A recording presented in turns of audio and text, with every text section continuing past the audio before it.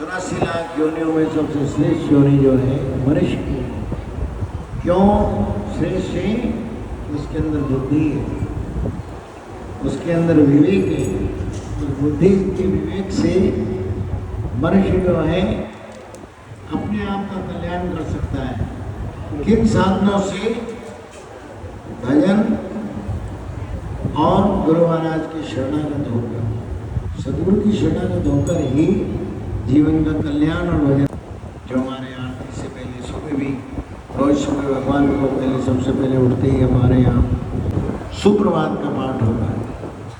सुप्रभात करते हैं इसीलिए कि भगवान जागे और उनकी कृपा और दृष्टि हो।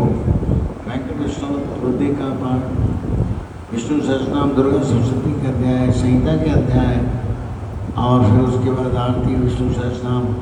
शाम को भी महिमन शुक्ल रुद्राष्टक रुद्राष्टक दादाजी का हमारी परंपरा का पुस्तक है। इसी तरह से अभी ये सब चीज़ हम सब जीवात्मा के परम उद्देश्य भगवान की गुरु महाराज की प्राप्ति के लिए सारा जीवन जिस तरह से कमा के आप अपने थोड़ा थोड़ा सा, हर माँ खास करके माँ तो जरूर रखती है, पिता रखें या न रखें, माँ बच्चों के लिए जरूर थोड़ा थोड़ा छुपा छुपा के रखती है। छुपा छुपा के नहीं, इसकी शादी के काम आएगा, नहीं इसके लिए चैन तो बना ही लो, अच्छा हार तो बना ही लो, अच्छा ये चांदी ले लो, सोना ले लो। किस लिए ले लो? उन बच्चों की कारज कर ले। उसी तरह से जीवन में हम सब लोग भी छोटे छोटे से रूप में, भले पति नहीं माने तो उनकी चोरी से करो, लेकिन भजन करो। कईयों के पति मानते नहीं है, नास्तिक होते हैं, ऐसे होते हैं कि नहीं कोई भजन नहीं करना, कोई भगवान नहीं है, कोई गुरु के पास नहीं जाना, पीर वाला कोई भगवान नहीं होता, ऐसा कई लोग मानते हैं। लेकिन वास्तव में गुरु और भगवान में कोई अंतर नहीं। गुरु महाराज जो के रूप में ही भगवान मिलते हैं, ऐसा हमारी परंपरा है। हमारे दादाजी की परंपरा में तो हम तो गुरु महाराज दादाजी धुनी वाले, कोई हम शिव रूप मानते हैं, श्री छोटे दादाजी महाराज हरि बोले भगवान को विष्णु रूप में। और आदिकाल से सभी कथाओं में, सभी विवरण में आपने खूब हमारे श्री राजेंद्र महाराज जी, मलिकपुरेश्वर, गुरु शरणानंद जी और योगेश भाई और सब ये लोग भी सभी कथाओं में कहते हैं कि नहीं, गुरु हरि अंतर न है, गुरु महाराज और हरि में कोई अंतर नहीं है। और आपको यदि भगवान मिलेंगे तो गुरु रूप में ही मिलेंगे। बहुत कम लोगों को भगवान का साक्षात्कार जो है उस रूप में होता है, लेकिन आमतौर पे जो लोग ये अपनी मानता में, भाव में यही मान लेते हैं कि सदगुरु ही हमारे भगवान हैं, उसी रूप में मिल गए। जैसे हमें दादाजी के रूप में जो मिले हैं, हमें कभी आज तक तो नहीं हुई, आगे भगवान गुरु महाराज जाने, आज तक हमारे मन में ये भाव ही नहीं आया कि हमें कोई भगवान का दर्शन हो, हमारा कोई मोक्ष हो, हमारे लिए कोई कल्याण हो।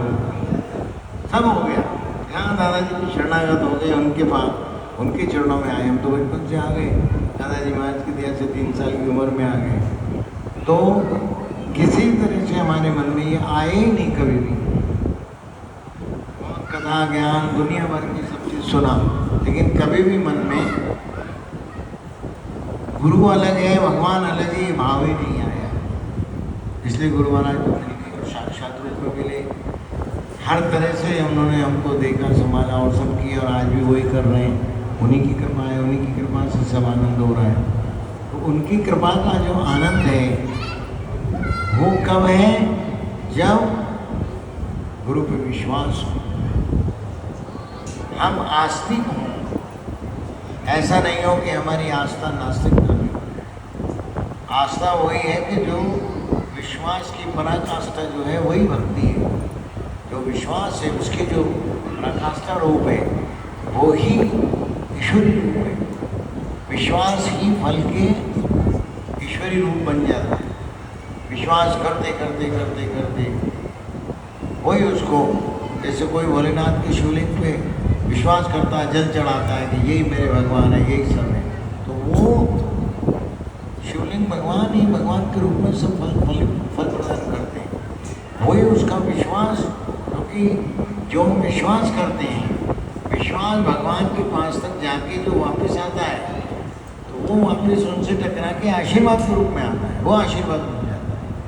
तो ऐसे तो महाराज की दादाजी की कृपा है।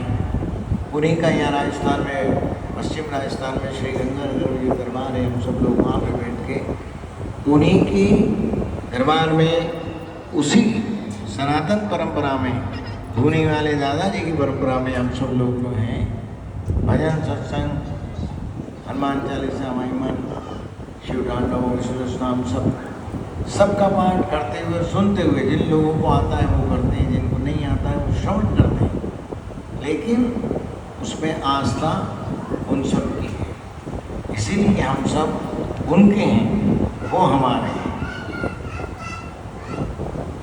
क्यों हैं कि हम आस्तिक, विश्वासी हैं, भगत हैं। भगत किसको कहते हैं? जो विभक्त नहीं, विभक्त नहीं, दो टुकड़ों में नहीं, एक। जैसे चावल है, चावल का टुकड़ा टूट के अलग हो जाएगा, लेकिन चावल नहीं। जैसे दाल के दो टुकड़े हो सकते हैं, लेकिन चावल का टुकड़ा नहीं हो सकता, क्योंकि भक्त।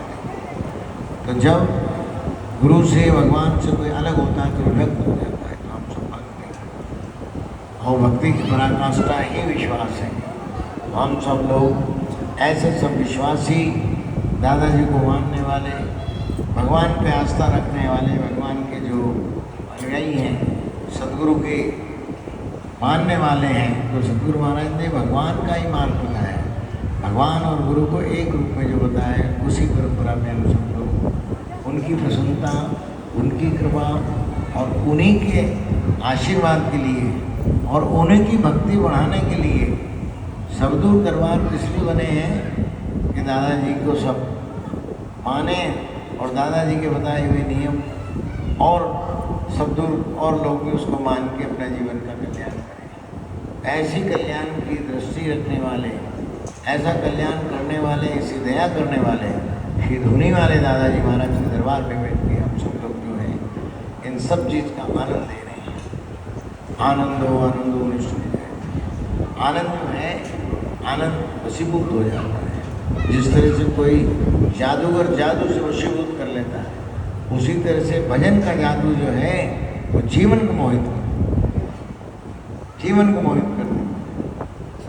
जादूगर खेल आने के घर जाने के बाद कोई जादू नहीं दिखता है, लेकिन सदगुरु का जादू जो है वो जीवन भर के लिए है। इस पार से उस पार पहुँचा देता है। भवसागर से पार करने के लिए गुरु महाराज भक्ति रूपी जादू उसके अंदर भर देते हैं, और वो भक्ति रूपी जादू जो है जीवन पर्यंत उसके साथ रहता है। यहाँ तक कि हमारे पुराणों में और हमारे सभी पुराणों में, सभी संस्कारों में, सभी हमारे वेदों में, पुराण में, और यही नियत है कि ये चीज़ संस्कार और भक्ति जो है अगले जन्म में भी हमारे को जहाँ जन्म लेंगे वहाँ भी उसका आनंद कराती है। जिस तरह से आपका जीवन का कर्म का प्रारंभ पुण्य प्राप्त और पाप प्राप्त को भी साथ आगे जाता है, उसी तरह से भक्ति भी उसकी आगे जाती है, क्योंकि भक्ति होने से उसका जन्म भगत में ही होता है। नास्तिक का आस्तिक में नहीं हो सकता, लेकिन आस्तिक का तो आस्तिक के घर में ही जन्म होगा। ये है गुरु कृपा। ऐसी गुरु कृपा की दया से हम सब लोग गंगानगर के धूनी वाले दादाजी महाराज की दरबार में बैठ के हम सब लोग जो है अपने जीवन का उसका आनंद दे रहे हैं। और अब हम उसी